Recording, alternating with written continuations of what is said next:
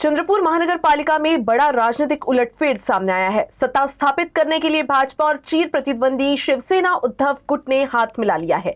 इस राजनीतिक समझौते के तहत महापौर पद भाजपा के पास रहेगा, जबकि उप महापौर और स्थायी समिति अध्यक्ष पद उद्धव गुट को दिए जाएंगे।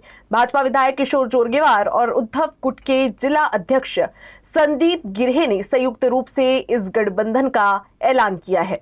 या ठिकाणी आम्ही उभाटा सोबत युती करतोय आणि उभाटा सोबत युती करत असताना महापौर हा भारतीय जनता पार्टीचा असेल।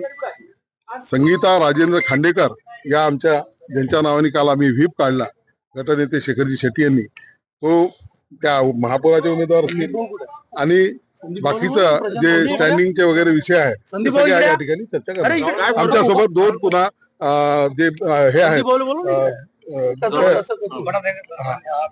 संदीप भाऊ आणि हे नंदूभाऊ नागरकर आणि प्रशांतजी दानव हे सुद्धा आमच्या सोबत। उभाटाचे नंतरचे 6 वर्ष उभाटाला राहतील आहे। आताचे 6 वर्ष आमच्याकडे आणि स्टँडिंगचा पहिला या ठिकाणी उभाटा गट। शिवसेनेची मागणी होती, त्या मागणीवर सगळं थांबलेलं होतं।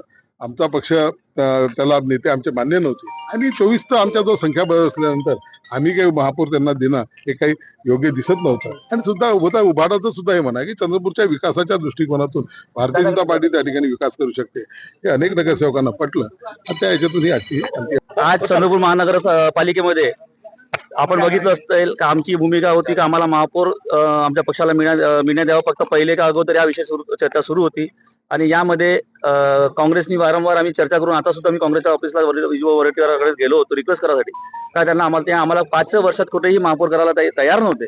त्याच्या कारणाने आणि विकासाला चालना देण्यासाठी उद्या शहराच्या विकासासाठी आम्हाला भाजपसोबत आम्ही बोलणी केली, म्हणजे आमचा विषय ठरलेला आहे।